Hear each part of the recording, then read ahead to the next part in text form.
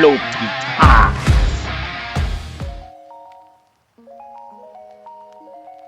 Bonjour à tous, et voici donc ma 10e vidéo sur la voiture blindée anglaise de 1914, modélisée et réalisée par Pixmodel. J'ai donc assemblé beaucoup de pièces la dernière fois.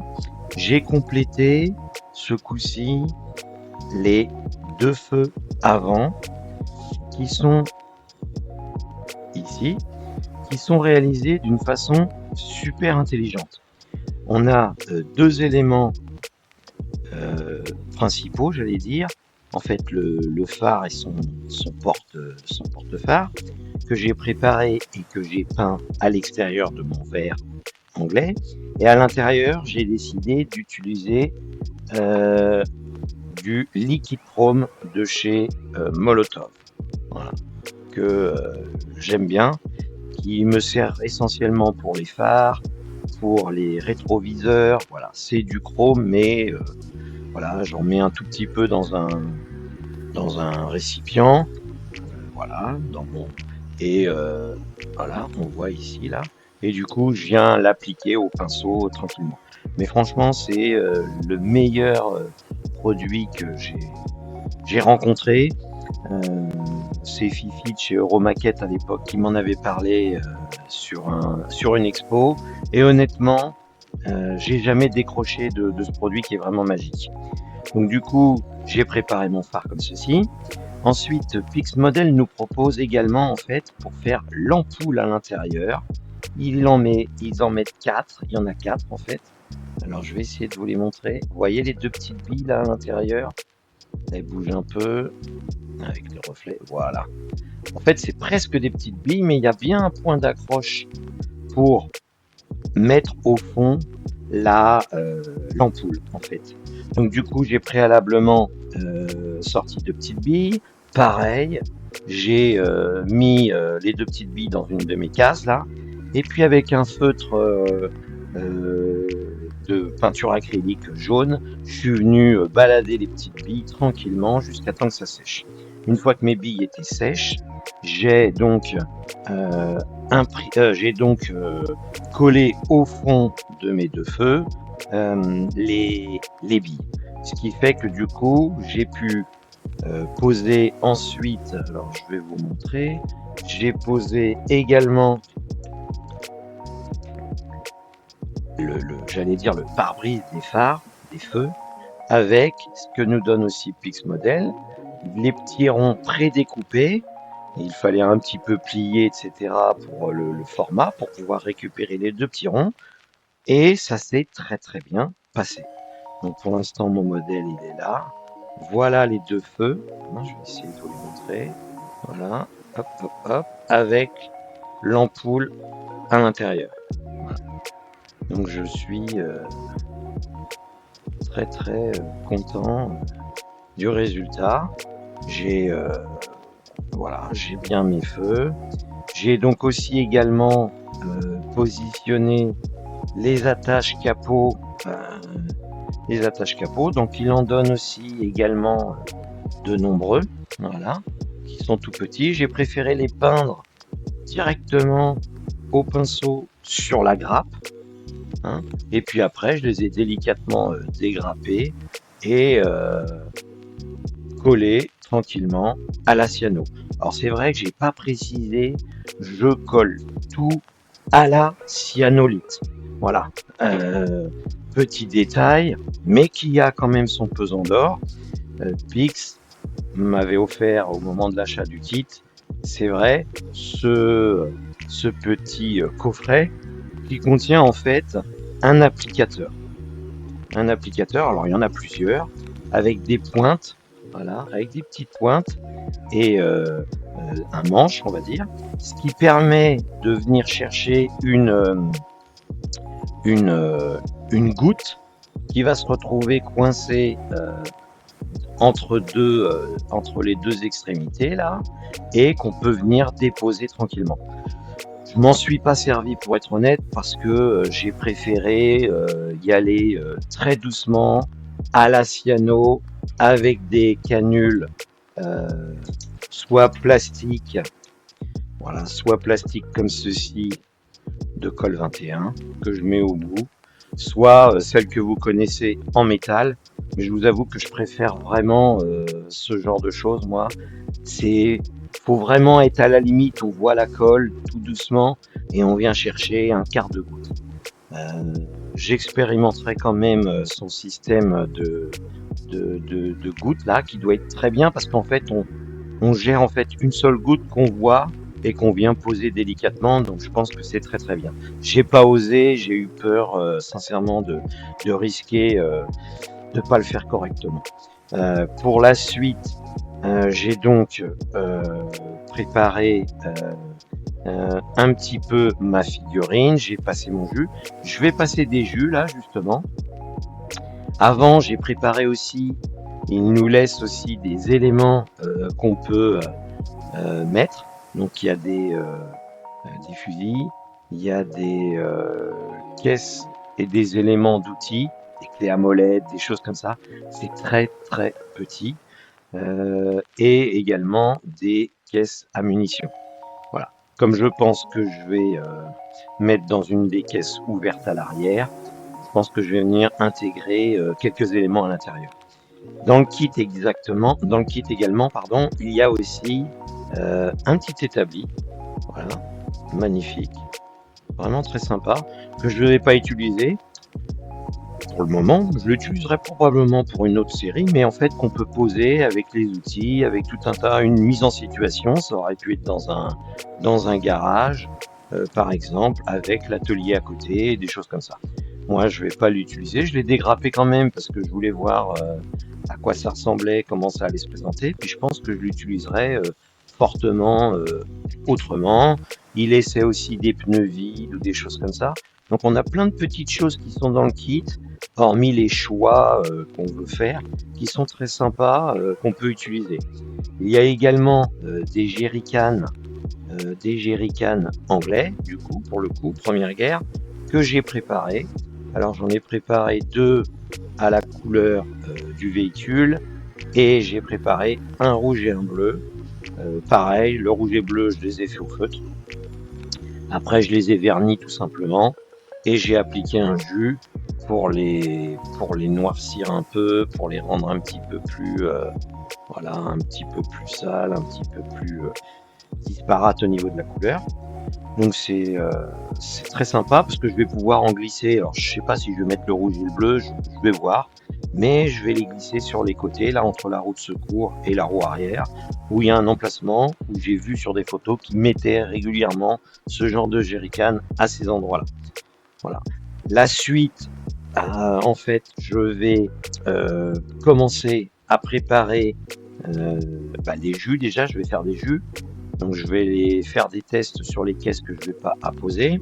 Donc voilà ma technique assez classique et rudimentaire. Je prends mon fameux jus préparé comme d'habitude à l'avance, qui est simplement l'essence à Zippo. Moi j'aime bien l'essence à Zippo, ça marche très très bien. Ensuite mélanger comme d'habitude avec, alors pour le coup je vais vous montrer, j'ai plusieurs peintures à l'huile. Je prends donc du coup le noir d'ivoire là, j'aime bien, c'est assez sombre sans être noir. Je viens donc du coup bien mélanger, j'ai quand même mis une bille dans mon mélangeur et puis je viens donc juste vraiment badigeonner tous mes éléments. Là je vais le faire sur la caisse, voilà. Je vais effectivement en mettre sur la caisse. Voilà, je viens, je cherche pas trop j'en applique de façon à mettre vraiment de l'essence à Zippo un maximum. Je viens également, donc du coup, je viens également appliquer après de l'oil brusher de chez Amomig. Alors j'en ai plusieurs. En règle générale, j'utilise un peu de blanc. Donc je vais venir parcimonie à des endroits faire des petits points. Voilà. Soit ici, soit ici, soit ici. Voilà, je vais venir mettre juste des petits points. Ensuite, comme on va faire pas mal de mélanges, je choisis aussi un winter green parce que du coup, celui-là, il a un peu un côté vert, un peu sale, un peu voilà. Hop, pareil, je mets quelques points. Je mets quand même un peu de rouille. Alors là, je vais plutôt viser les endroits où il y a voilà, où il y a les, les gonds métalliques. Et pour finir, j'ai rajouté aussi 2 pointes de noir. Voilà. Je mélange un petit peu tout. Alors soit je les fais au fur et à mesure, je les dilue au fur et à mesure, soit je viens, voilà. Et ce que je fais, bah, c'est que je reprends mon jus avec mon pinceau, et puis à partir de là, je viens, voilà, étaler avec le pinceau qui lui est, je prends mon jus noir, hein, et plein d'essence Azipo, voilà. Je viens diluer en fait, voilà, tout ce que je vais avoir mis.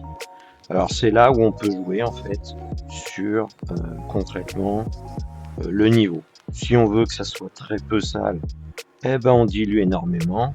Si on veut qu'il y ait vraiment une atténuation, alors on peut suivre aussi le sens d'écoulement, c'est toujours bien. Voilà, au pinceau, montrer que ça a coulé, que ça, voilà, qu'il y a eu dessus. Voilà, je me rends compte que j'ai mis un petit peu trop de blanc, donc je vais venir réduire un peu le blanc. Voilà. Je vais réétaler un peu dessus. Voilà, diluer. En fait, on vient diluer. Donc du coup, il n'y a pas trop de risque parce que c'est vraiment une dilution plus ou moins forte. Plus on dilue, plus on efface. Et puis après, on laisse sécher. Donc là, en l'état, je vais vous montrer. Hop, voilà. Vous voyez? Donc du coup, j'ai des effets, un petit peu de couleurs différentes. Ça va s'atténuer un peu. Voilà. Mais on a un côté sali, voilà, un peu plus, vous voyez, le côté rouille sur les gonds, le côté blanc, noir. Je vais le laisser un petit peu sécher. J'y reviendrai dans un deuxième temps, où je viendrai rediluer un petit peu, mais très très légèrement, pour bien laisser les traces. Voilà. Et je vais appliquer ça en fait sur l'ensemble du véhicule. Je vais bien sûr diluer davantage ou mettre un petit peu moins de pigment, mais à la fin, on aura quand même, je vais la retirer, hop, voilà, on aura une caisse qui sera relativement salie avec des atténuations. C'est pour ça que le noir est intéressant, le blanc également est très intéressant, et le côté rouille pour les points un petit peu rouillés. J'ai vraiment fait ça à l'arrache, hein. On peut faire attention, venir faire avec des traits de pinceau, faire des écoulements, faire des sens, voilà. Ce qui va être le cas sur des capots ou sur la tourelle et sur tout un tas de choses où je vais venir entre autres salir tous ces éléments-là. Donc le jus a séché. Je vais tout simplement prendre maintenant un petit peu d'essence Azipo que je mets sur mon bâton mousse, et je vais venir légèrement frotter, nettoyer la caisse, où je vais faire réapparaître en fait le vert aux endroits où je vais nettoyer. Donc là, je vais venir nettoyer, vu que toute la caisse est relativement plate, je vais venir nettoyer vraiment très légèrement, voilà, de façon à faire ressortir le vert dans sa globalité. Voilà. Alors, tout est une question de dosage, hein. Voilà. Alors, je vais essayer de vous montrer. Pas toujours évident. Mais vous voyez, on a un peu de salissure, un peu moins qu'au démarrage. On a quand même des zones, donc il suffit un petit peu de retirer, de frotter, hop, et on a quelque chose de... En fait, c'est juste principalement pas uni, quoi. Pas toujours propre, pas toujours sale, pas toujours. Voilà, on vient jusqu'à temps qu'on soit satisfait. Voilà. Et on se retrouve avec une caisse plus ou moins sale, plus ou moins propre, sans être très...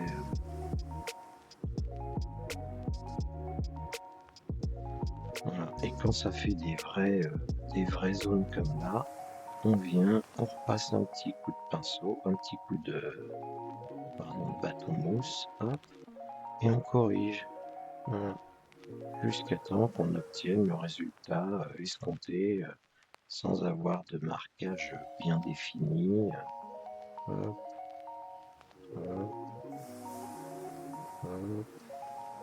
Alors, le sens du nettoyage est super important parce que du coup, c'est ce qui va définir les marques ou pas.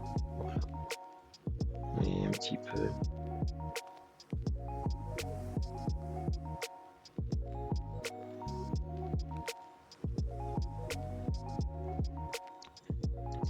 Voilà, je vais faire toute la suite comme ça.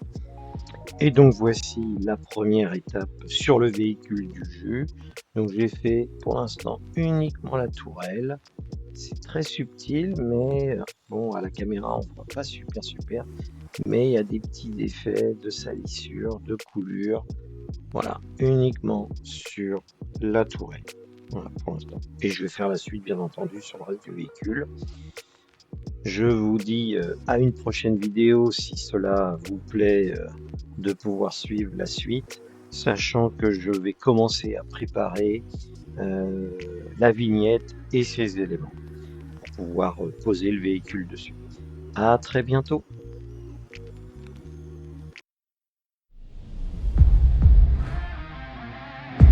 Floppy.